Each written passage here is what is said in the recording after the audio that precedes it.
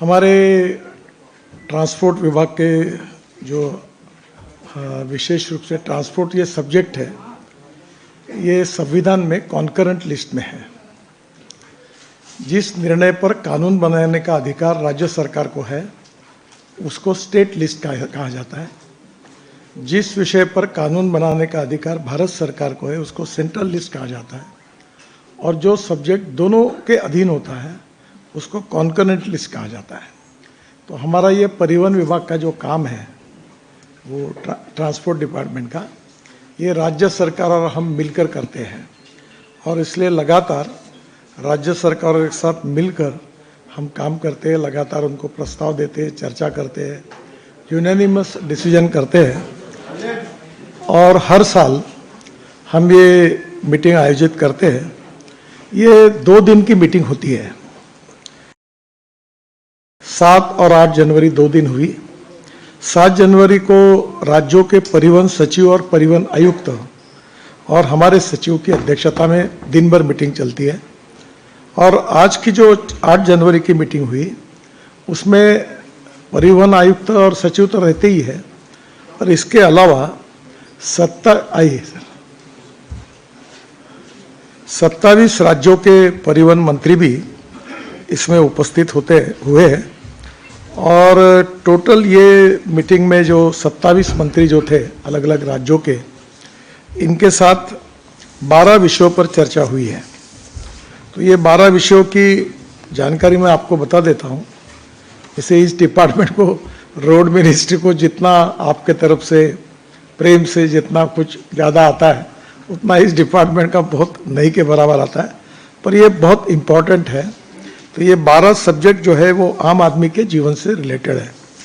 तो पहला इम्पॉर्टेंट है कैशलेस ट्रीटमेंट। हमने एक स्कीम तैयार की थी, इसका विधिवत उद्घाटन जल्द से जल्द प्रधानमंत्री जी के द्वारा होगा। उसका नाम भी उस समय जाहिर होगा। हमने वो स्कीम का पहले पायलट प्रोजेक्ट करके कुछ राज्यों में ट्रायल करके देखी थी, और जब पायलट सक्सेस हुआ तब स्कीम लॉन्च करने का निर्णय हुआ है। इसमें सारे राज्यों के साथ हमने, क्योंकि ये तैयारी करने के लिए ये सब राज्यों के सहयोग के बिना नहीं हो सकती। ये जो स्कीम है वो ऐसी है कि राज्य में, देश में कहीं भी अगर एक्सीडेंट होता है, किसी भी रोड पर, केवल एनएच पर नहीं, किसी भी रोड पर अगर एक्सीडेंट होता है तो पहला स्कीम का पार्ट ऐसा है कि उस व्यक्ति को उठाकर हॉस्पिटल में पहुंचाने का काम करके जो व्यक्ति करेगा, क्योंकि लोगों में एक ऐसा एप्रीहेंशन है कि एक्सीडेंट वाले को कोई बचाने के लिए जाएंगे, कोई पुलिस पीछे लग जाएगी। बाद में सुप्रीम कोर्ट ने भी निर्णय दिया। तो एम्स जो है उन्होंने एक रिपोर्ट दिया है कि देश में जो 5 लाख एक्सीडेंट होते हैं और करीब 1,80,000 मौतें होती है, उसमें अगर हमने मेडिकल ट्रीटमेंट अगर तुरंत दी तो हम 50 से 60 हज़ार लोगों की हम जान बचा सकते हैं, 30% लोगों की। तो ये रिपोर्ट को ध्यान में लेते हुए स्कीम आई है। और इसमें अभी पहली बात, जो इसको एक्सीडेंट होने के बाद हॉस्पिटल तक पहुंचाएगा तो उसको हमने राहवीर बोला है, और उसको हम 25,000 रुपये का अवार्ड देंगे। दूसरी बात, कोई भी हॉस्पिटल में, प्राइवेट, पब्लिक, सरकारी, कोई भी, उसको जहाँ एडमिट किया जाएगा वहाँ मिनिमम 7 दिन का 1.5 लाख रुपए तक का खर्चा हम देंगे। उसका इंश्योरेंस डिपार्टमेंट से ये पैसा, इंश्योरेंस के साथ हमने कोऑर्डिनेशन किया है, और ये पैसा इंश्योरेंस की तरफ से हम उनको देंगे। जो गाड़ियों का इंश्योरेंस नहीं हुआ है तो उनको ये पैसा हमारे रोड सेफ्टी फंड से हम देंगे। तो इसका मतलब ये हर व्यक्ति की ट्रीटमेंट तुरंत होगी, और जिससे 1.5 लाख रुपए 7 दिन के खर्चे के कारण शायद हम इन लोगों की जान बचाने में यशस्वी होंगे। तो ये कोशिश हम कर रहे हैं। और अभी जल्दी ही इस पूरे स्कीम का पायलट प्रोजेक्ट पूरा हुआ, स्कीम पूरी हुई, सबसे कंसल्टेशन हुआ, फ्रेम हुआ, उसको सबको अप्रूवल्स मिल गए। अब प्रधानमंत्री हमें तारीख देंगे, तब इसका नाम और स्कीम का ऑफिशियल डिक्लेरेशन सब राज्यों में शुरू होगा। पायलट प्रोजेक्ट के रूप में हमने जो काम किया सक्सेसफुली, वो आसाम, चंडीगढ़, पंजाब, उत्तराखंड, हरियाणा, पांडिचेरी और यूपी, यहाँ हमने पायलट के रूप में काम किया था, उसमें स्कीम विकसित हुई थी और अब प्रधानमंत्री जी के उद्घाटन के बाद ये स्कीम हम पूरे देश में लागू होगी और इसका प्रचार करने में आप लोग भी हमें सहयोग करिए, ये मैं आप सब लोगों से अनुरोध करूंगा। दूसरा जो है कि विशेष रूप से न्यू ड्राइविंग ट्रेनिंग पॉलिसी, क्योंकि आपको पता है कि हमारे देश में 22 लाख ड्राइवरों की कमी है और दुर्भाग्यवश जो ट्रक पर कंडक्टर करके या बस में कंडक्टर ने अटेंडेंट करके जो काम करता है वो धीरे धीरे रात के टाइम चुपचाप ड्राइविंग पढ़ता है और फिर लाइसेंस लेके वो बनता है, तो ऑफिशियल कोई ट्रेनिंग होता नहीं। तो हमने 25 जनवरी 2025 को ये स्कीम को लॉन्च किया। इसकी सक्सेस स्टोरी है। ये नई स्कीम से पिछले 7 साल में केवल हमने 41 ड्राइविंग ट्रेनिंग सेंटर दिए थे, DTCs सेटअप किए थे और बाद में मद्रास हाई कोर्ट ने इस पर स्टे लगा दिया था, तो 2 साल वो स्टे था। अब नई स्कीम में हमने फिर नई बनाई है और एक ही साल में हमने 44 ड्राइविंग ट्रेनिंग सेंटर्स सेटअप किए हैं और 87 अब पाइपलाइन में है और हमारे देश में 22 लाख ड्राइवरों की कमी है और इसलिए आने वाले समय में ये ड्राइविंग ट्रेनिंग सेंटर, इसकी पोटेंशियल हमारे पॉलिसी के मुताबिक हमारे देश में 1021 ड्राइविंग ट्रेनिंग सेंटर हम खोल सकते हैं, 98 रीजनल ड्राइविंग ट्रेनिंग सेंटर खोल सकते हैं जिसको हम हमारे तरफ से फाइनेंशियल मदद भी देते हैं और 5 जो है IDTR institute of driving training and research. तो ये बहुत बड़ी स्कीम है, 16 करोड़ के। ये तीनों स्कीम की डिटेल्स आपके पास होंगी ही। तो ये स्कीम में अभी हमने बड़े प्रमाण पर अनुमति देना शुरू किया, इसलिए ये ड्राइविंग की जो पूरी सिस्टम है इसको हम बड़ी ट्रेनिंग के साथ, स्किल के साथ जोड़कर हमारे देश में अच्छे ड्राइवर्स तैयार हो और ये रोड एक्सीडेंट ना हो, इसको सीरियस में लेकर, और ये 22 लाख ड्राइवरों की अब कमी है तो आने वाले समय में और लगेंगे, तो करीब मेरे अंदाज से 1 करोड़ लोगों को ये जॉब अपॉर्चुनिटीज में मिलेगी और ये ड्राइविंग ट्रेनर सेंटर से अच्छे ड्राइवर्स तैयार होंगे तो ये लोगों की सुरक्षा के लिए भी और इतने बड़े प्रमाण पर लोगों को रोजगार मिलेगा। तो मुझे लगता है दोनों दृष्टि से ये इम्पोर्टेंट है और हमारे ड्राइवर्स भी रोजगार के लिए उनको विदेशों में भी जा रहे हैं। काफ़ी जगह पर आप दुबई में जाओगे तो अपने यहाँ के ड्राइवर्स मिलेंगे, आप कनाडा जाओगे तो आपको हर ड्राइवर जितने देखते जाओगे तो इंडियन मिलता है। तो इतने बड़े प्रमाण पर अब टैक्सी लेकर के रोजगार भी मिला बाहर भी और देश में भी, और जब ये साइंटिफिकली सब ट्रेनिंग होगा तो ये बहुत बड़ा उपयोग होगा। दूसरी बात जो है हिट एंड रन में, इसकी भी केसेस बहुत बड़ी बड़ी हुई, आपको पता है। हिट एंड रन में कॉम्पेंसेशन में कई राज्यों में क्लेम ना आने की दिक्कत थी। अभी हमने जो 1.85 lakh hit and run cases है 29 स्टेट और यूनियन टेरिटरीज में, उसमें केवल 17% क्लेम रिसीव हुए थे और टोटल केसेस थी 18,642। तो अभी हमने 12,273 क्लेम्स डिसबर्स किए, 66%, और हमने सबसे आग्रह किया राज्य सरकार को कि इस पॉलिसी के बारे में सारे राज्य ज़्यादा से ज़्यादा जागरूकता फैलाए, क्योंकि ये पैसे उठाए नहीं जाते थे। तो अब हमने इसको अवेयरनेस करने का प्रयास किया है, तो मुझे लगता है इससे क्लेम की प्रोसेस हो जाएंगे ताकि किसी को, सबको मदद मिल जाएगी। जो AIM का इमीडिएट फाइनेंशियल सपोर्ट है उसमें to victims and families of victims of hit and run cases, इनको उसको हम ज़्यादातर फायदा होगा। और इसमें compensation has been increase from 12,500 था, वो हमने 50,000 किया है। और in case of grievous hurt and इसका कॉम्पेंसेशन जो 25,000 था वो 2 लाख किया है। वैसे पैसे से कोई जान तो वापस नहीं मिलती, पर हमने इसके बारे में ये देखते हुए डेथ अगर होता है तो 2 लाख तक देने का निर्णय किया हुआ है। फिर जीरो फर्टिलिटी डिस्ट्रिक्ट प्रोग्राम, तो मैं पीयूष आए क्या? हाँ, तो ये प्रोग्राम बड़ा इंटरेस्टिंग है। इसके ऊपर आप अलग से भी, पीयूष ये सेव लाइफ फाउंडेशन में काम करते हैं, मैं थोड़ा बताता हूँ, बाद में इनसे अलग से मिली है। इसमें आपकी बहुत मदद चाहिए, क्योंकि देश में जो एक्सीडेंट की ग्रेविटी इतनी भयंकर है कि 1,80,000 एक्सीडेंट, एक डेथ, 5,000 एक्सीडेंट, 5 लाख एक्सीडेंट्स, और 18 से 34 एज ग्रुप में 66% मौतें हैं। बहुत भयंकर है। कोई लड़ाई में, कोई दंगे में, कोई कोविड में, कभी ऐसे लोग ने मरते इतने मरे। और यंग लड़के लड़कियां 66% ये पूरे देश में है। इसका हमने खूब डिटेल अध्ययन किया है, डिपार्टमेंट में किया, सिविल लाइफ फाउंडेशन की भी मदद की, और इसमें 100 डिस्ट्रिक्ट की हमने एक लिस्ट जारी की है जहां सबसे ज़्यादा एक्सीडेंट हो रहे हैं। और मुझे बड़ी खुशी है, हमारे कुछ डिस्ट्रिक्ट में जो बताएंगे ये, मैं नागपुर का हूँ, मेरे डिस्ट्रिक्ट में 50% एक्सीडेंट्स कम हो गए। तो ये हो सकते हैं। हम सब ने, जैसे पुलिस ने, रोड इंजीनियरिंग, ऑटोमोबाइल इंजीनियरिंग, जनता का सहयोग, मीडिया का सहयोग, सब किया तो ये कम हो सकते हैं। तो हमने इसमें जीरो फैटिलिटी डिस्ट्रिक्ट का एक प्रोग्राम तैयार किया है, वो मैं समाप्त करने के बाद आपको बताएंगे। और इसमें जिला प्रशासन, राज्य सरकार स्टेक होल्डर है, और सपोर्ट के साथ एक्सीडेंट को साइंटिफिकली हम कैसे कम करेंगे, इसका हम प्रयास कर रहे हैं। ये साइंटिफिक एनालिसिस और क्रैश डाटा इन 100 डिस्ट्रिक्ट्स, ये भी हमने किया है।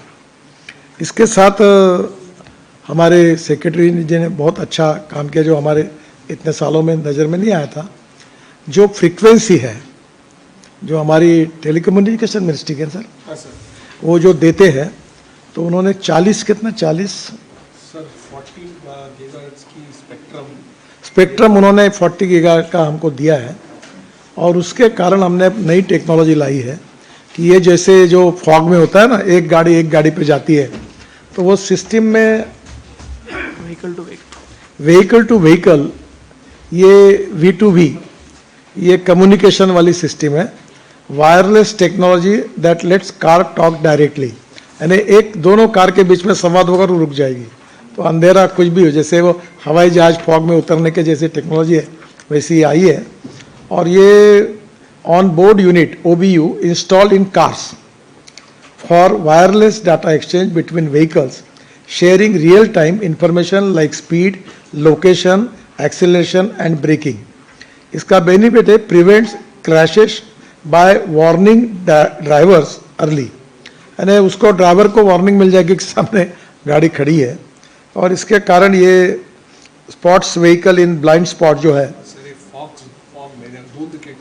हाँ, फॉग के में भी इसमें काम में आएगी। और जॉइंट टास्क फोर्स कॉन्स्टिट्यूट हुआ इसमें टेलीकॉम डिपार्टमेंट का। DOT has agreed in principle for use of 30 AMHZ, that is 5.875 to 5.905 GHz for V2V purpose. ये जो हमको जो उन्होंने ये दिए फ्रीक्वेंसी हमारी कॉमन भाषा में, तो अगर कुछ होगा तो साहब इसके बारे में डिटेल बताएंगे। पहली बार हमने ये बड़ा रिवोल्यूशनरी डिसीजन किया है, इसके कारण ये एक्सीडेंट को हम टाल पाएंगे। जीरो फर्टिलिटी में जैसे मैंने कहा कि नागपुर में हमने 25% रिडक्शन इन डेथ्स किया है, उन्नाव में 5.5%, उत्तर प्रदेश में, और कामरूप आसाम में 4.4%। ये identifies high risk corridors, junctions, road users, groups and time pattern. तो हम आपको पूरी कुंडली अब दे रहे हैं, अच्छे काम कहाँ हुआ ये भी दे रहे हैं, और कहाँ नहीं हो रहा ये भी दे रहे हैं।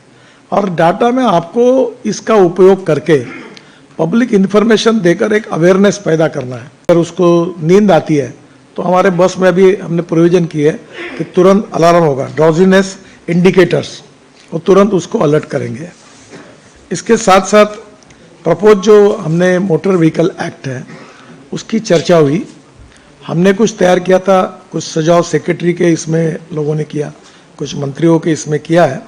तो मैं उसका डिटेल तो आपको अभी पार्लियामेंट में इस सेशन में, अभी पहले कैबिनेट में जाएंगे। कैबिनेट के पहले एक सब कमेटी बनी है राजनाथ सिंह जी की अध्यक्षता में, उसको ये हम लोग उनके पास जाएंगे, उनके अप्रूवल से फिर कैबिनेट जाएंगे। और आज के जो कुछ सुझाव हमारे पास सेक्रेटरी और मंत्री जी ने दिए थे, वो भी सुझाव उसमें डालकर फिर हम लोग इसको आगे लेके जाएंगे। मैं मुझे आगे आइए ना, एक चेयर डाल दीजिए।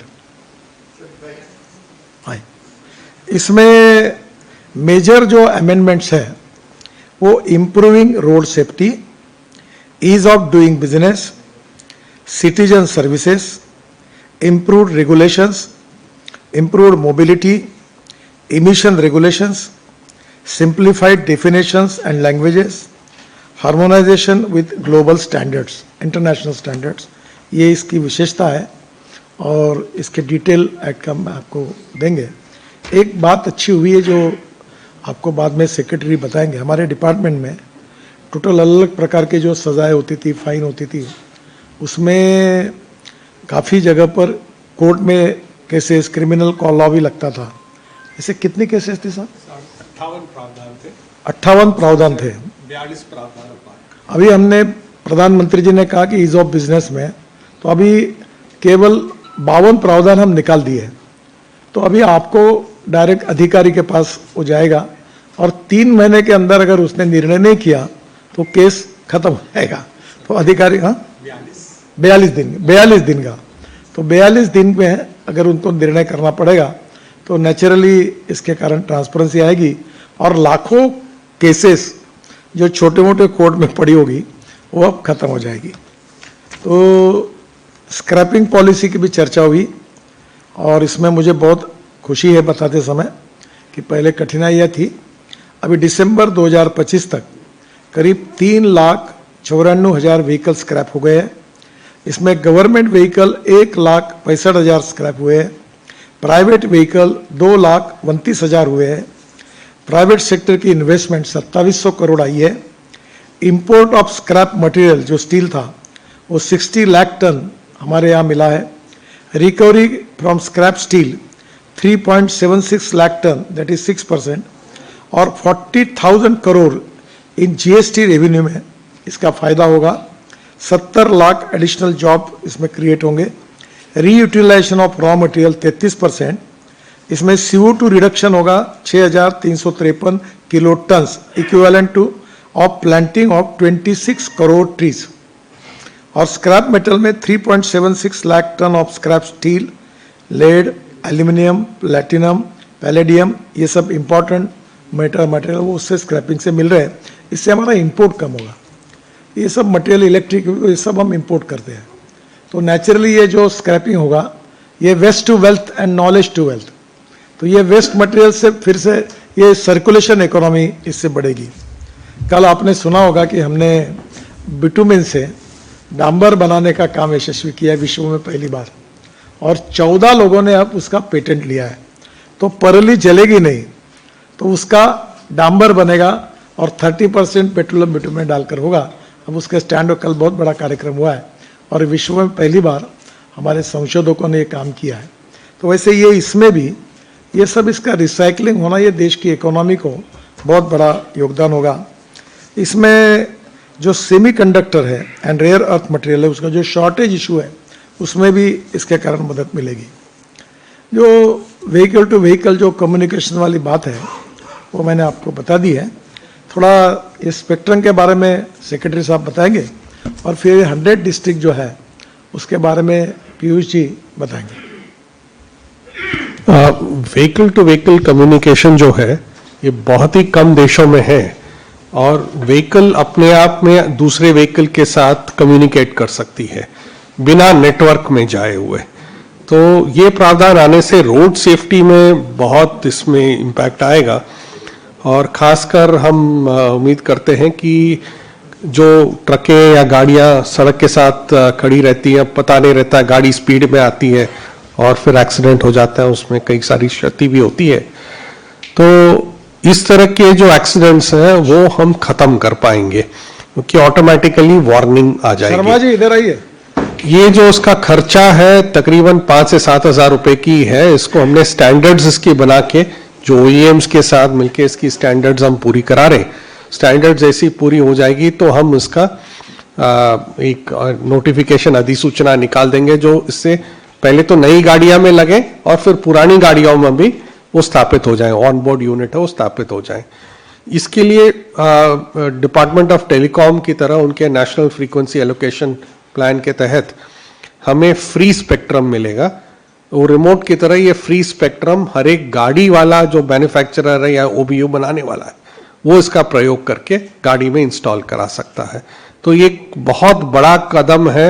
बहुत कम देश हैं जहां पर ये व्हीकल टू व्हीकल कम्युनिकेशन प्रयोग में लाई जा रही है और हमें उम्मीद है कि जो मंत्री जी की और डिपार्टमेंट ऑफ टेलीकॉम से भी इसमें हमें बहुत मदद मिली है कि उससे चलते हुए हम इसको इसी साल हम पूरी तरह लागू करा पाए। पीयूष पीयूष आए?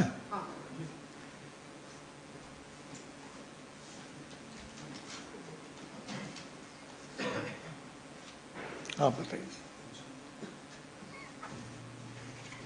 बहुत बहुत धन्यवाद सर। आप सभी को मेरा नमस्कार। थोड़ा सामने आ, इधर अच्छा, इधर इधर बीच में आइए। एक प्रेजेंटेशन है आपके लिए, अगर आप उसको लॉन्च कर दें प्रेजेंटेशन को। जी,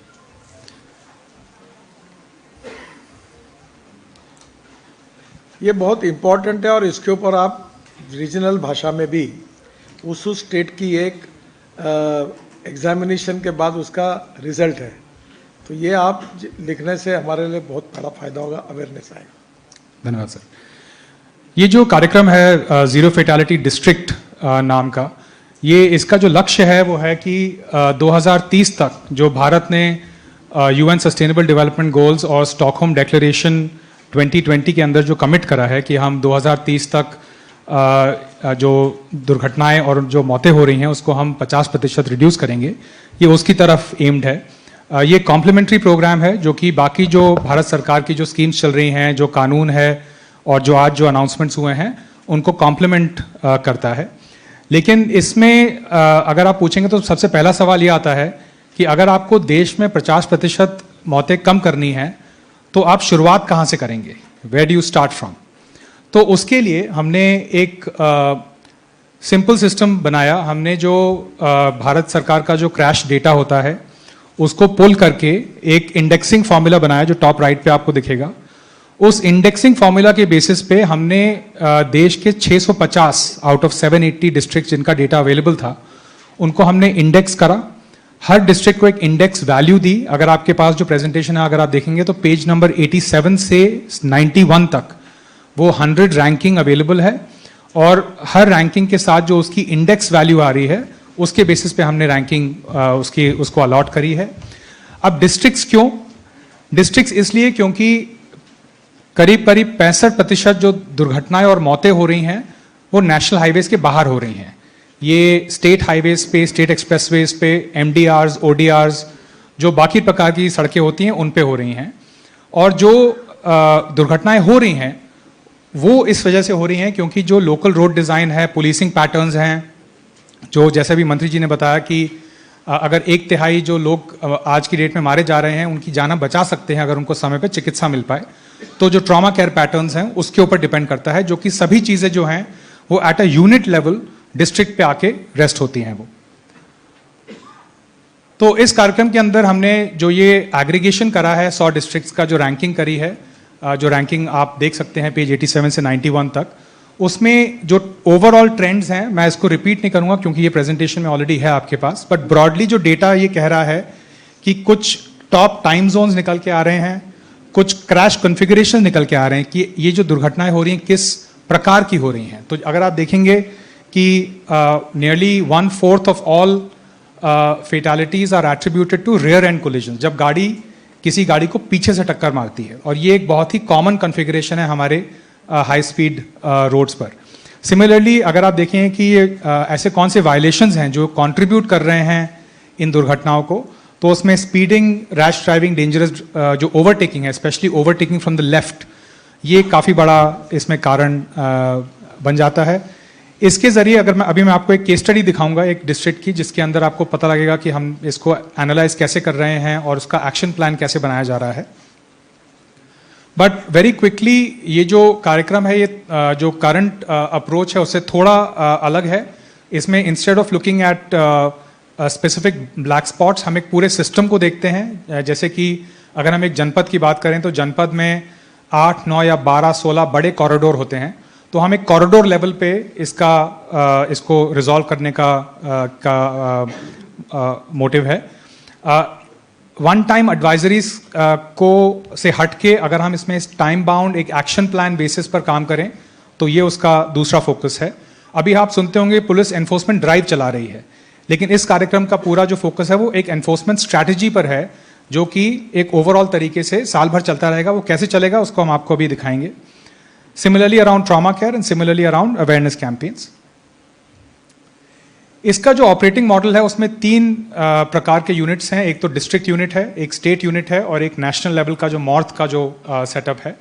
इसमें जो डिस्ट्रिक्ट लेवल का जो कार्यक्रम है, जो 100 डिस्ट्रिक्ट्स हैं, उनसे हमारा एक्सपेक्टेशन ये है कि वो अपने डिस्ट्रिक्ट्स में नोडल ऑफिसर्स को अपॉइंट करें, जो उनको साइट्स जो हमने चिन्हित करी हैं उन पे उन ऑफिसर्स का विजिट हो, उसका उन साइट्स का ऑडिट हो, उसके बेसिस पे जो एक्शन प्लान्स, BOQs, जो बजट्स बनने हैं वो बनाए जाएं। उसके बाद उसका डिपार्टमेंट लेवल पे एग्जीक्यूशन हो और उसके मंथली रिव्यूज़ हों। आज ये बहुत सारे स्टेट्स के साथ हमने इसको डिस्कस करा है।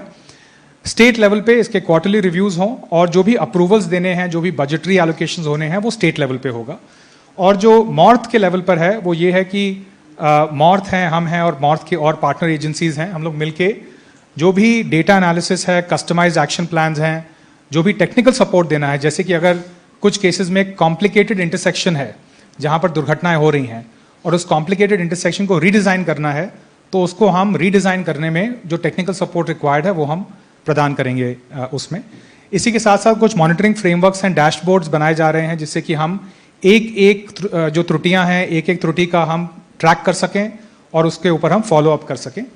और मॉर्थ की तरफ से जो भी इसके लिए जो पॉलिसी डायरेक्शन आएगा, जैसे कि मोटर व्हीकल अमेंडमेंट एक्ट में कई सेक्शंस हैं जो है नॉन मोटराइज्ड ट्रांसपोर्ट सेफ्टी के लिए, जिसमें कि स्टेट्स को रूल बनाने हैं, तो उसके लिए जो भारत सरकार से जो डायरेक्शन जाना है उसमें असिस्टेंस दी जाएगी। सिमिलरली 136A सेक्शन है जो कि इलेक्ट्रॉनिक एनफोर्समेंट से रिलेटेड है, तो इलेक्ट्रॉनिक एनफोर्समेंट की स्ट्रैटेजी कैसे हो, उसको कैसे इंप्लीमेंट करा जाए, वो सब चीज़ें पॉलिसी डायरेक्शन के अंदर आती हैं। इसमें स्टेट से हमने आज कुछ 6 चीज़ों का रिक्वेस्ट करा है, ये भी स्लाइड्स में है तो मैं इसको रिपीट नहीं करूंगा। स्टेट के लेवल पे कुछ ऑर्डर्स इशू होने हैं, जो कि 15 स्टेट जो इसमें इन्वॉल्व हैं उसमें से 9 स्टेट्स ने ऑर्डर्स इशू कर दिए हैं, 6 के अभी इशू होना बाकी हैं। उसी के साथ साथ इंजीनियरिंग, एनफोर्समेंट, ट्रॉमा केयर और कम्युनिटी इंगेजमेंट में जो स्पेसिफिक एक्टिविटीज़ होनी हैं उसके लिए हमने कुछ गाइडेंस प्रोवाइड करी है इसमें। और इसी के साथ साथ जो पूरा कार्यक्रम है उसको हमने एक गाइड बुक के तरीके से एक डिस्ट्रिक्ट मैजिस्ट्रेट्स और SPs के लिए एक गाइड बुक रिलीज करी है, जिसको यूज करके वो इस प्रोग्राम को रिव्यू कर सकते हैं। और इस प्रोग्राम के अंतर्गत उनको जिस भी टूल की जरूरत पड़ेगी वो इसमें जो QR कोड्स दिए हुए हैं वो सभी टूल्स उनको अवेलेबल कराए जाएंगे, चाहे वो डेटा एनालिसिस के हों, जियो स्पेशल एनालिसिस के हों, चाहे वो इम्प्लीमेंटेशन रिलेटेड जो गाइडेंस है उसके लिए हो। एक मैं आपको क्विकली एक एग्जांपल दूंगा, एक केस स्टडी दिखाऊंगा। ये एक स्पेसिफिक डिस्ट्रिक्ट का है। इसमें हमने 2 साल का डेटा एनालिसिस करा। इसमें आप देखेंगे 2023 और 24 के बीच में थोड़ा सा रिडक्शन हुआ है, लेकिन उसके बाद भी ये one of the target districts है, क्योंकि इसमें जो मौतें हो रही हैं और इसमें जो ट्रेंड है जो इंजरीज का, वो अभी भी काफ़ी चिंताजनक है। इसको हमने पूरे डिस्ट्रिक्ट बता दो ना, नाम फिगड़ा क्या है? नासिक है सर, लिखा हुआ सर, नासिक रूरल है सर, क्योंकि इनके तरफ से नासिक में जाना चाहिए ना न्यूज़। जी सर, नासिक रूरल नंबर 1 है, वो आपके लिस्ट में है अभी जो हमने 87 to 91 प्रोवाइड करी हुई है। उसमें हम फिर आइडेंटिफाई करते हैं कि ये कहाँ पर हो रही हैं दुर्घटनाएं। सो इसमें 5 चीज़ें हम देखते हैं: place of occurrence, time of occurrence, the collision partners, crash configuration and causal factors. ये 5 चीजें हम स्टडी करते हैं, जिसके बेसिस पे एक्शन प्लान बनाया जाता है इसका। तो जैसे यहां पर 18 कॉरिडोर हैं, हर रोड का नाम, उसकी जो ओनर एजेंसी है, उस रोड का जो लेंथ है, उसका starting lat long, ending lat long, total number of fatalities and fatalities per kilometre. तो आप इसको प्रायोरिटाइज कर सकते हैं अपने डिस्ट्रिक्ट में कि अगर आपको काम शुरू करना है तो किस प्रायोरिटी में, किस रैंकिंग में आप उसको शुरू करेंगे। उसके साथ साथ एक टेम्पोरल एनालिसिस करा जाता है। इसमें आप देखेंगे ब्रॉडली दुर्घटनाएं पूरे साल में हो रही हैं, लेकिन 3 ऐसे महीने निकल के आ रहे हैं जो कि थोड़ा आउटलायर्स हैं, जिसमें कि एनफोर्समेंट स्ट्रैटेजी जब हम बनाएंगे तो इसको हम उसमें ध्यान रखेंगे। सिमिलरली टाइम जोन में अगर हम देखें तो दोपहर के 3 बजे से लेकर रात के 12 बजे का जो टाइम है वो सबसे डेंजरस टाइम है इस डिस्ट्रिक्ट में, लेकिन उसके अंदर भी जो शाम का 6 से 9 का जो टाइम है उसमें सबसे अधिक दुर्घटनाएं और दुर्घटनाओं में मौतें हो रही हैं। तो ये भी एनफोर्समेंट स्ट्रैटेजी में डिप्लॉयमेंट कितने बजे होना चाहिए, कहाँ होना चाहिए, किस चीज़ के अगेंस्ट होना चाहिए, ये पूरा उसमें जो हम एक्शन प्लान हमने प्रोवाइड करा है नासिक को और बाकी 99 डिस्ट्रिक्ट्स को, वो पूरा डिटेल में उसमें दिया हुआ है। सिमिलरली इंटरेस्टिंगली आप देखेंगे कि यहाँ पर डिस्ट्रिक्ट में 39 पुलिस स्टेशंस हैं, लेकिन 39 पुलिस स्टेशंस में सिर्फ 19 पुलिस स्टेशंस में 75% से ऊपर मौतें हो रही हैं। तो अगर आप एसपी हैं और आपको रीएलोकेशन करना है रिसोर्सेज का, ट्रैफिक रिसोर्सेज का, तो वो आप किन पुलिस स्टेशंस के बीच में करें, कैसे करें, ये हमने ऑलरेडी 33 जनपदों के साथ हमने ये काम शुरू कर दिया है अक्रॉस मल्टीपल स्टेट्स।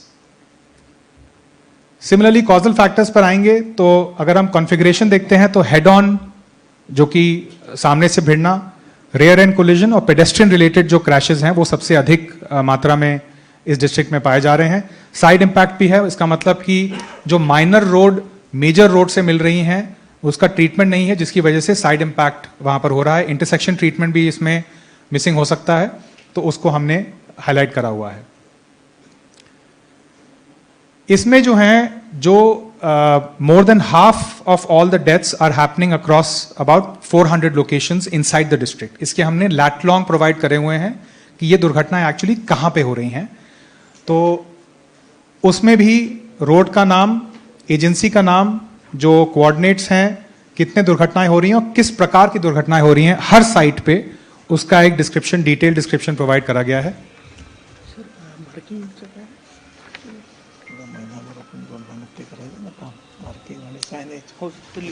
कुछ बिहेवियरल पैटर्न्स निकल के आते हैं इसमें।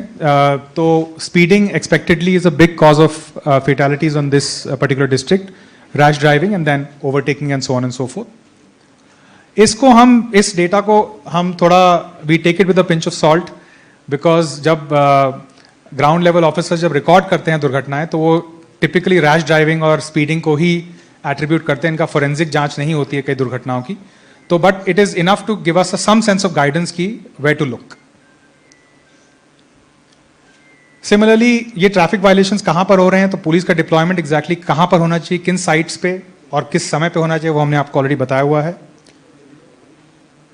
These are the locations.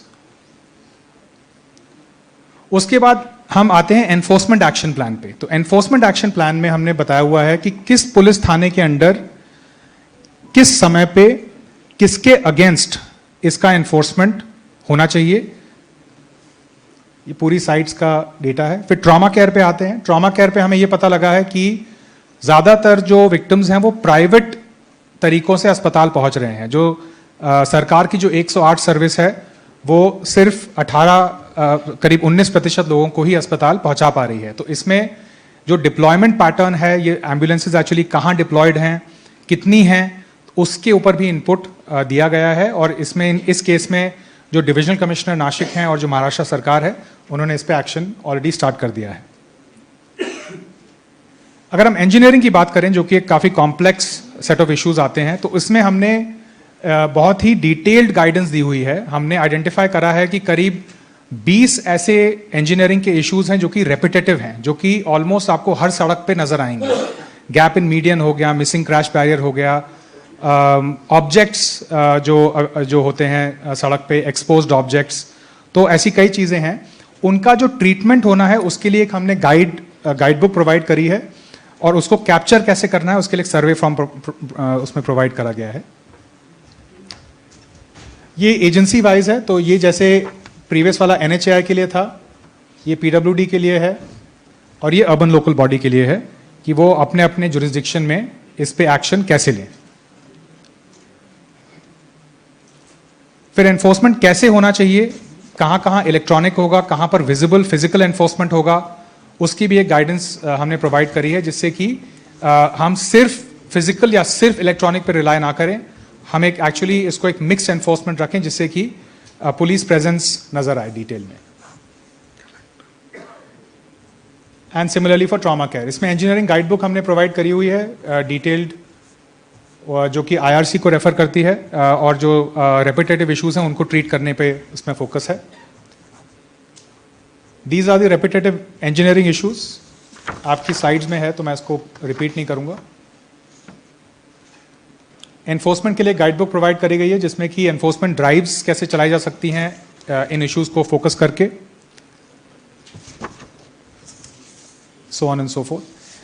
हमारा ये मानना है कि जीरो फेटालिटी डिस्ट्रिक्ट प्रोग्राम के लिए आपको नए फंड्स की ज़रूरत नहीं है। इसमें कई चीज़ें जो हैं वो रोड कॉन्ट्रैक्टर के स्कोप के अंडर आती हैं, जहां पर जो रोड है वो एक कंसेशन रोड है।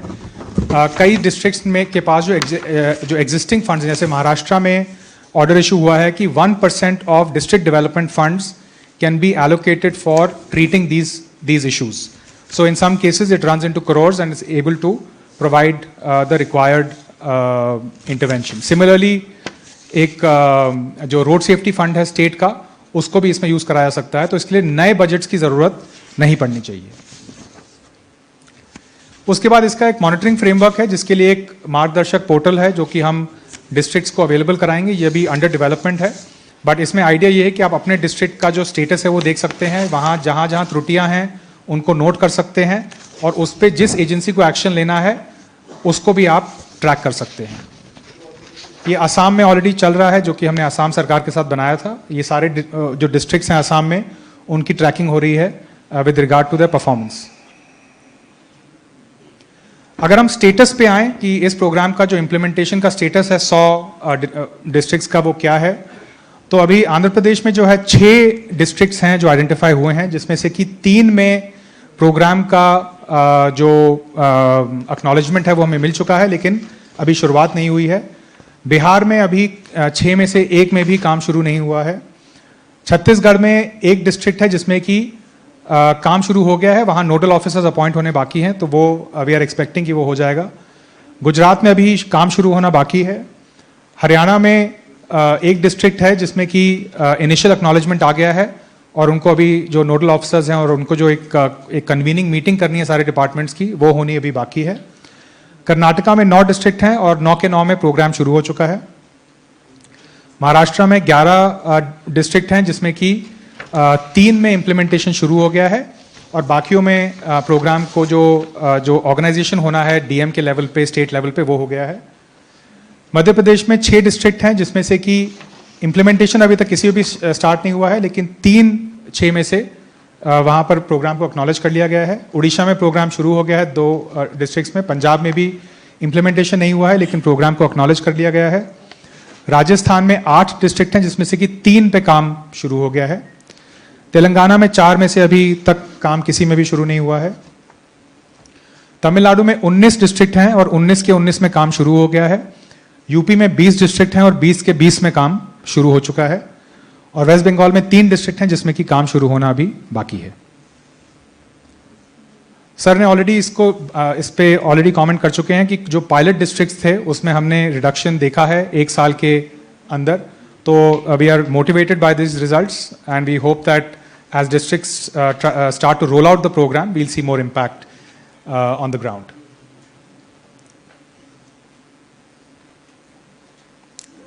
Thank you very much. इसमें ये रोड सेफ्टी जो एक्सीडेंट्स हो रहे हैं, इसके लिए जो 100 डिस्ट्रिक्ट के कलेक्टर, एसपी, वहाँ के गार्डियन मिनिस्टर अगर होंगे तो, और उसके साथ साथ इसके लिए वहाँ के मेंबर ऑफ पार्लियामेंट, क्योंकि हमने हर डिस्ट्रिक्ट में मेंबर ऑफ पार्लियामेंट की अध्यक्षता में एक्सीडेंट निवारण कमेटी अपॉइंट की है। तो ऐसा करके हम यही भारत मंडपम में इन सबको एक समय बुलाएंगे। कुछ समय काम शुरू हुआ है और ये 100 जिले में अगर हम सुधार पाएंगे तो ये मरने वालों की संख्या हम काफ़ी कम कर पाएंगे। तो एक तो अभी हमने ग्रास रूट पर एग्जैक्टली प्रॉब्लम आइडेंटिफाई करके काम करने की शुरुआत की है। उसमें से पहला इसका पूरा सिस्टम हमने तय की है। दूसरा, ये जो हमारा विशेष रूप से ये जो एक्सीडेंट्स होते हैं उसमें साइनेज और मार्किंग, इसमें बहुत ही कुछ हमारी डिफेक्ट है और इसलिए हमने ये जो हमारा नेशनल हाईवे का लिए जो रोड सुरक्षा हमारा अभियान चल रहा है January to February during the National Road Safety Month of January to February।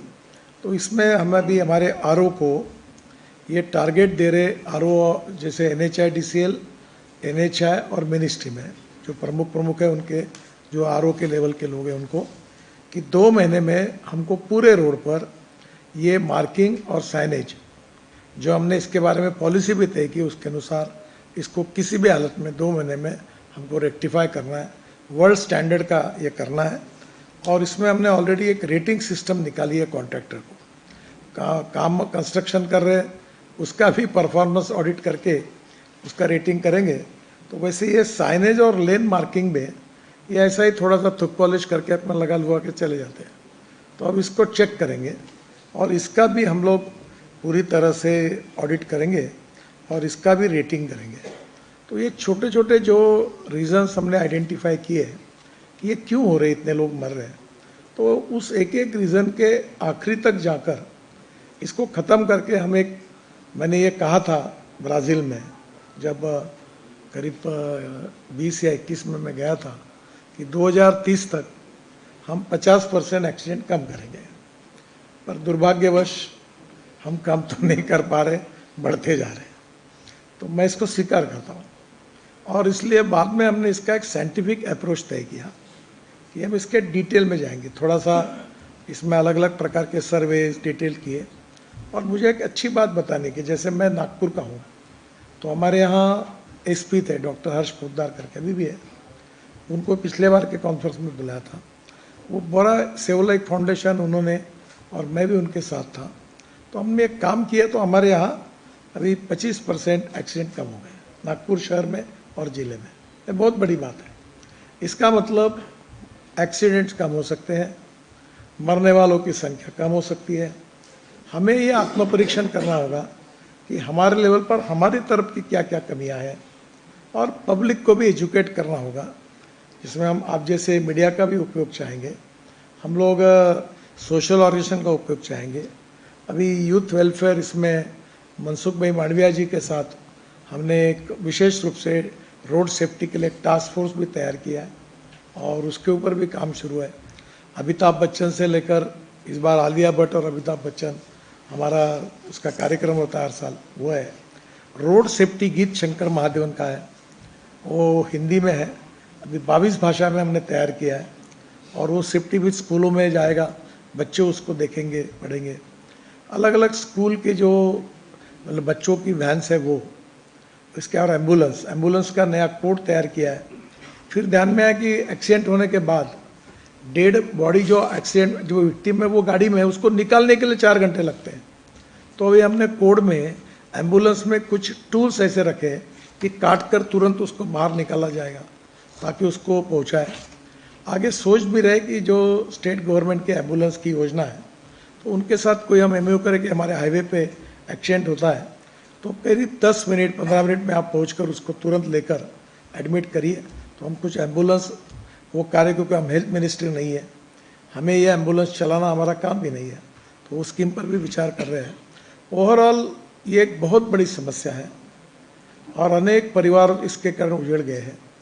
3% GDP का नुकसान हुआ है। जैसे 1,80,000 मौतें होती है तो 3 लाख लोग ऐसे हैं कि जिनका जीवन समाप्त हो जाता है, उनके नौकरी नहीं कर सकते, काम नहीं कर सकते, परिवार डिस्टर्ब होता है। मेरा कुछ 4 जगह पैर टूटा हुआ तो साल भर में कुछ कर नहीं पाया। ऐसे अनेक परिवार हैं। तो पूरी ताकत लगाकर इसकी ग्रास रूट तक जाकर ये इस कॉज के लिए यही आपसे मैं निवेदन करूंगा। और इसी कॉन्फ्रेंस का और इस सब्जेक्ट से रिलेटेड अगर आपके कुछ सवाल होंगे तो मैं जवाब देता हूँ। थोड़ा खड़े हो जाइए तो आप सबको आवाज जाएगा। माइक दे दो।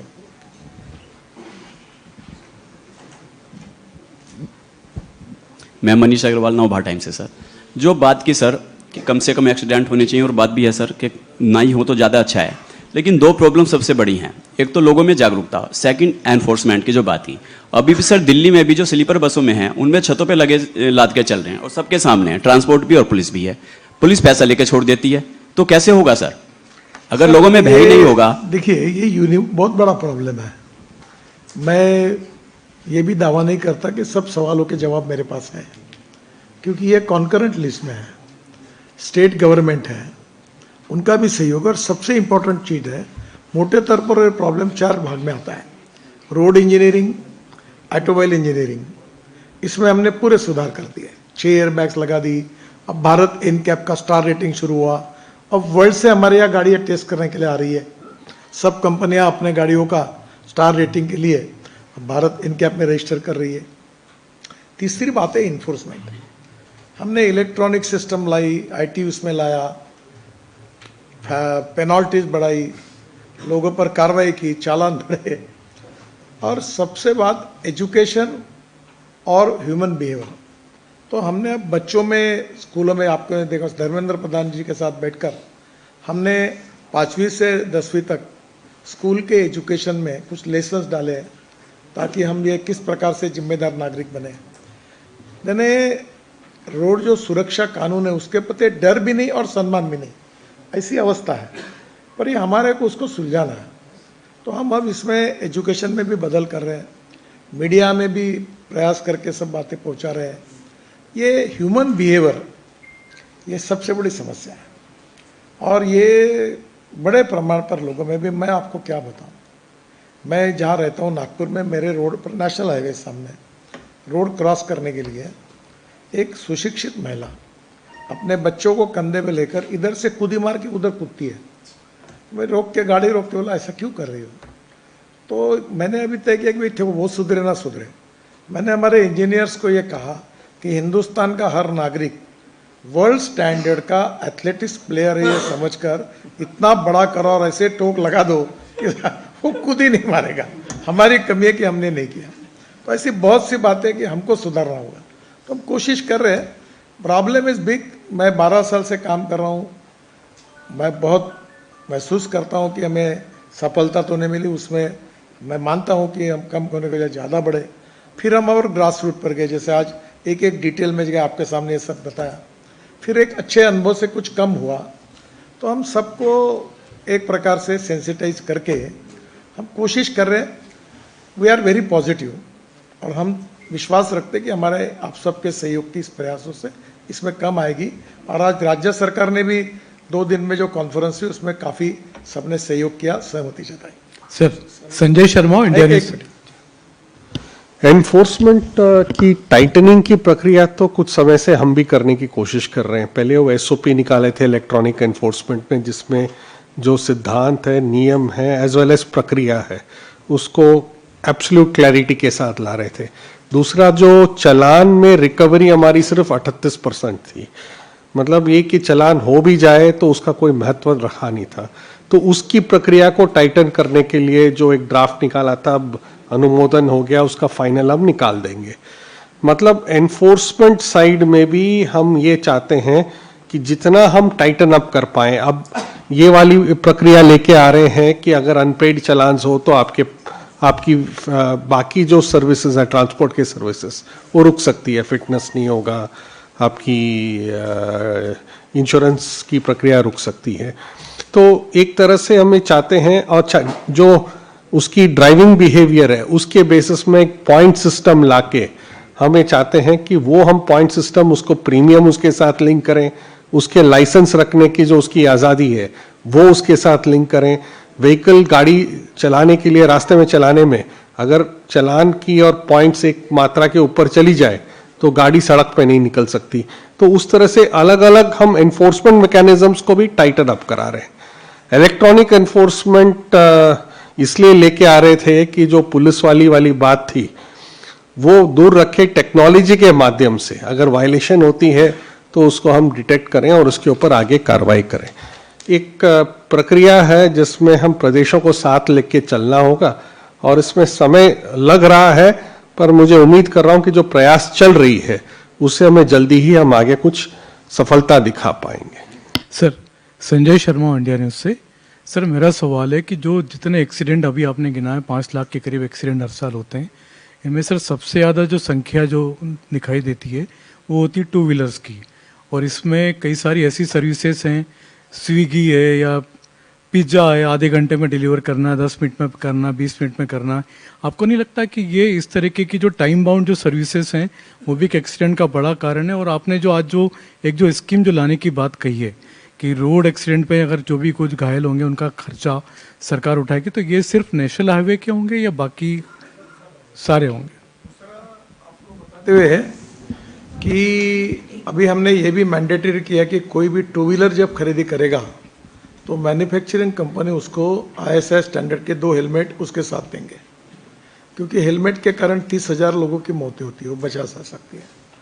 दूसरी बात जो आपने कही कि ये जो 20 मिनट में डिलीवर करते हैं, तो मैं इनके कॉन्फ्रेंस में अभी ये जो स्टेडियम है अपना फिरोज शाह या कौन सा नहीं जो स्टेडियम में बड़ा जा कार्यक्रम ताल कटोरा, तो मैं खुद इनके कार्यक्रम में गया और वहाँ उनको भी मैंने कहा कि कितना भी होगा तो भी तुम्हारी जान इम्पोर्टेंट है, समय बचना है इसलिए मत करो। कंपनियों के मालिकों को भी कहा, उनके भी कार्यक्रम में कहा, वहाँ करीब 5,000 लोग थे। अब मुझे ये ध्यान में आया कि ये जो जोमेटो टाइप जो बिजनेस है, इसमें काम करने वाले युवाओं की संख्या लाखों में है और कोई एक 8 घंटे अपनी नौकरी करता है फिर जोमेटो में काम करता है, महिला है पुरुष है। तो मैंने उन सबको कहा इनको हेलमेट दिया है, अब उनको इलेक्ट्रिक गाड़ियों देने के लिए मैंने आग्रह किया।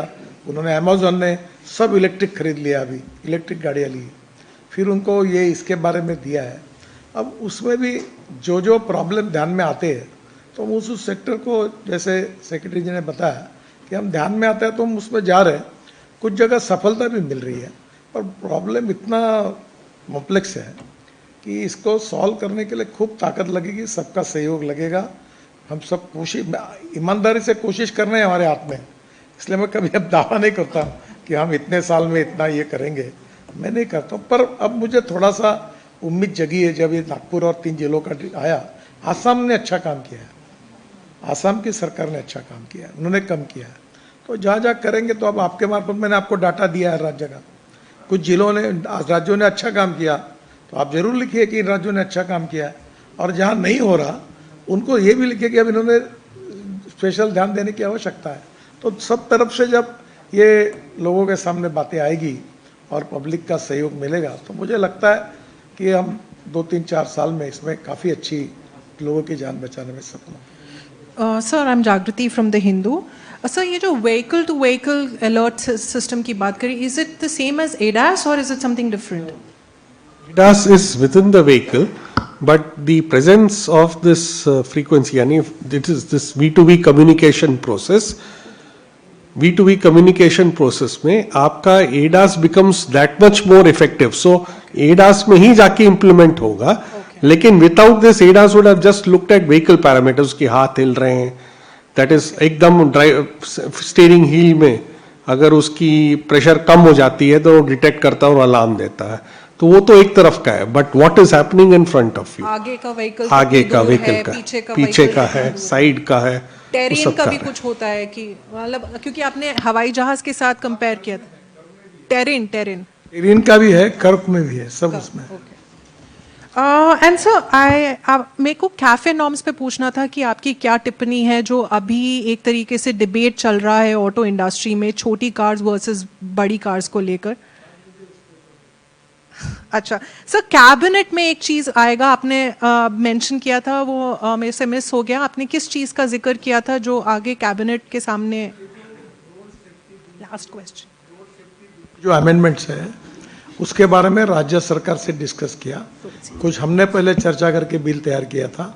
अब राजनाथ जी की अध्यक्षता में एक कैबिनेट सब कमेटी है जो इसको पूरा देखेगी, मोटर व्हीकल एक्ट है, और फिर वो मोटर व्हीकल एक्ट फिर कैबिनेट के सामने अप्रूवल के लिए जाएगा, और आने वाले सेशन में आए ऐसी कोशिश कर रहे हैं। Last question is, two-wheelers have, one second, this is our last question, please be patient. I don't know if I've missed this.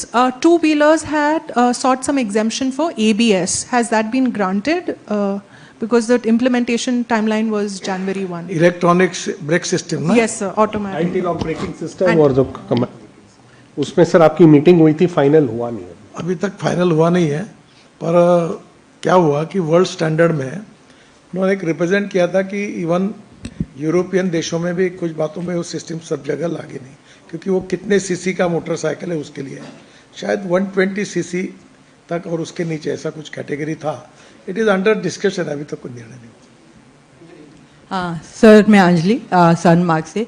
Sir, ज़्यादातर जो राष्ट्रीय राजमार्ग है वहाँ पर जो मोबाइल नेटवर्किंग की प्रॉब्लम बहुत ज़्यादा होती है, जिसकी वजह से जब एक्सीडेंट होते हैं तो वहाँ पर मोबाइल नेटवर्क ना मिलने की वजह से सही समय तक, यानी कि वहाँ तक वो उसको नहीं कर पाते, जिसमें तकरीबन 400 मेरे ख्याल से 24 ऐसे स्थान हैं जहाँ पर यानी कि मोबाइल नेटवर्क की बहुत प्रॉब्लम है। नहीं, ऐसी बात नहीं है।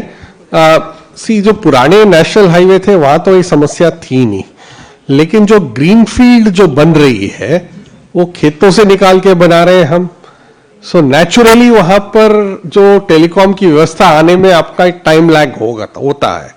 तो उसके लिए अभी प्रयास चली थी, चेयरमैन साहब भी गए थे वहां ट्राई में बात करके आने में, कि हम इस ब्लैक स्पॉट्स, ये जो टेलीकॉम ब्लैक स्पॉट्स हैं उनका हम आइडेंटिफाई करा के उनको हम फ्लैग करा दें, ताकि जो टेलीकॉम सर्विस प्रोवाइडर्स है वहां अपनी नेटवर्क को स्थापित करने के लिए आगे कार्रवाई करें। सर, इधर प्रशांत, मैं न्यूज़ 24 से। अभी आपने प्रेस कॉन्फ्रेंस में पे कहा कि कोई किस विषय पे कहा है कि जरूरत पड़ेगी तो सीबीआई जांच भी कराने के लिए आप तैयार हैं? ये जो बस बॉडी बनती है इसमें कोई नियमों का पालन नहीं हुआ है, काफ़ी वायोलेशंस है। फिर इसको अप्रूवल देने वाले अलग अलग लेयर पर अधिकारियों की परिवहन विभाग में, राज्य सरकार में भी जिम्मेदारी होती है, उसमें भी काफ़ी घोटाले हुए, ये ध्यान में आया है। मैंने सब एक्सीडेंट के प्रेजेंटेशंस लिए हैं, फिर उसके बाद उसके ऊपर झूठा ये लगा दिया, ब्रांड भी लगा दिया, और अब वो बस जलने के कारण, जैसे मैंने 6 इंसिडेंट हुए और 3 महीने में 145 लोग जले गए, तो ये अंदर में पूरा वायलेशन ही है पूरा। तो अब ये सब बातों को देखकर कड़ी कार्रवाई करो, इसलिए मैंने राजस्थान सरकार को, उनकी घटना, उनको भी, बाकी भी लोगों को लिखा है कि आप जरा इंक्वायरी करो कि ये सब बातें इतनी रेगुलेटरी हो रही है, ये किसने की, कौन जिम्मेदार है, और जो जो जिम्मेदार है उनके ऊपर कठोर कार्रवाई करो ताकि फिर से ये ना हो। तो इंक्वायरी के ऑर्डर दे दिए गए हैं? अभी मैंने, ये राज्य सरकार के अधीन है कानून व्यवस्था विषय, और उनके यहाँ ये घटनाएं हुई है और मैंने उनको पत्र लिखा हुआ है। सर, मैं अमृत विस्तार न्यूज से बोल रहा हूँ। ये इधर सर, पोल्यूशन को लेकर के क्या मैकेनिज्म अपनाया जा रहा है? आपने एक पराली का भी जिक्र किया है, उसका इस्तेमाल किस तरह से किया जा रहा है? ऐसा ही एक आपका विशेष रूप से, ये मेरा बहुत प्रिय विषय है, टचिंग टू माई हार्ट। पर आज आप मेरे सामने एक समस्या है, मैं इतना बताऊँ तो आप क्या क्या लिखेंगे, तो मैं आपके साथ अन्याय नहीं करना चाहता। मैं नेक्स्ट टाइम पोल्यूशन पर आपसे डिस्कस करूँगा। सर, एक केवल जो बात मैंने बोली थी वो क्लियर कर दूँ। ये जो परली है, इससे बायो बिटुमिन बनाया है, फिर इसकी ट्रायल हुई, ट्रायल होने के बाद इसके BIS स्टैंडर्ड तय हुए हैं। अब उसको तैयार करके वो पेट्रोलियम बिटुमिन में 30% डालकर वो यूज़ कर सकते, ये सिद्ध हुआ।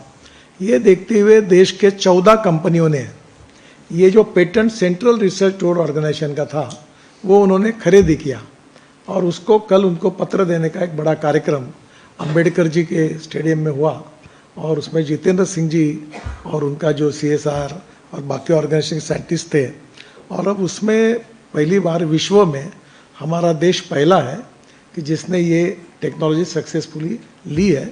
अब आगे ये परली जलेगी नहीं तो दिल्ली में प्रदूषण में कमी आएगी, किसानों को पैसा मिला, बाकी बातें मैं बोलते ही रहता हूँ।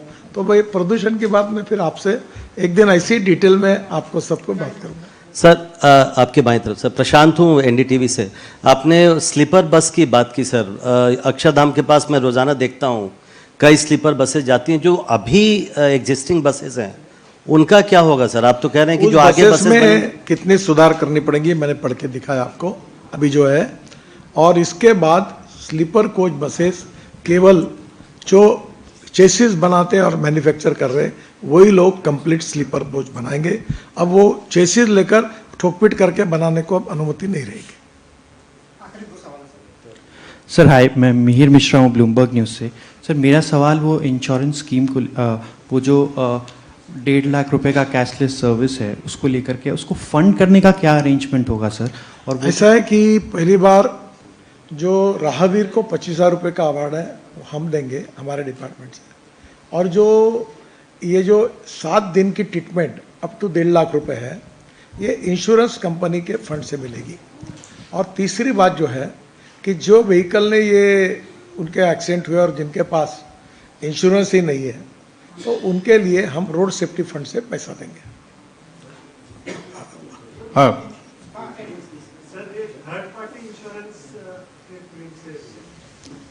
हाँ, और अभी एक ऐसी भी अध्ययन चल रहा है कि जो 1 साल में कोई वायलेशन नहीं करेंगे और कोई एक्सीडेंट नहीं करेंगे, तो इंश्योरेंस के प्रीमियम में हमने इंश्योरेंस कंपनी को लिखा है कि फिर आप थोड़ा थोड़ा उसका इंश्योरेंस कम करो। फिर ये 1 साल में कोई किसी वायलेशन नहीं करेंगे, तो जो एक प्रकार से नियमों का पालन करके ठीक से चलेगा उसको अवार्ड मिलेगा, और जो लगातार करेगा तो एक समय ऐसा आएगा कि उसका लाइसेंस भी कैंसिल करने तक चले जाएंगे। जो हैबिचुअल है, वायलेशन कर रहा है, उस पर कार्रवाई करेंगे। मैं संदीप स्वर्णकार बोल रहा हूँ वर्तमान न्यूज़पेपर से। ये जो राहवीर आपने बोला है, ये जो स्टेट्स का रोड में अगर एक्सीडेंट होगा उसको भी क्या सेंट्रल स्टेट का रोड हो, डिस्ट्रिक्ट का रोड हो, ग्राम पंचायत का रोड हो, किसी भी 63 लाख किलोमीटर हिंदुस्तान में रोड लेंथ है। हाँ, उसमें से नेशनल हाईवे 1,48,000 किलोमीटर है, और इसलिए हम किसी भी रोड पर एक्सीडेंट हो, सबके लिए हमारी ये योजना लागू है। योजना का आने वाले 15 दिन में इसका पायलट प्रोजेक्ट होकर सब प्रारूप तैयार हुआ, स्टेट गवर्नमेंट की सहमति मिल गई। अब प्रधानमंत्री जी को रिक्वेस्ट किए, उसका लॉन्चिंग नाम लेकर उसकी घोषणा उनके द्वारा होगी। और बचाने वाला अगर ज़्यादा हो सबको ही 25,000 रुपया मिलेगा? नहीं, जो एक आदमी है उसको मिलेगा। अच्छा, कल तो लिखने वाला भी क्लेम करेगा। और जो कॉम्पेंसेशन का बात आपने किया है कि 12,050 से 50,000 कर दिया और 25,000 से ये जो 1 लाख, ये 2 होती है लाख। ना, क्या रन, क्या हिट एंड रन, हाँ, इसमें हमारी ऑलरेडी स्कीम है, और इसमें जिनका मृत्यु होता है उसके लिए हमने वो पैसा बढ़ाकर अब इसमें क्लेम ही नहीं आते हैं, तो हमने राज्य सरकार को आज इनको किया कि इसमें आप कैसे भेजिए, और हम हमारे डिपार्टमेंट से उसको वो जो पैसा मैंने जाहिर किया वो हम उनको देंगे।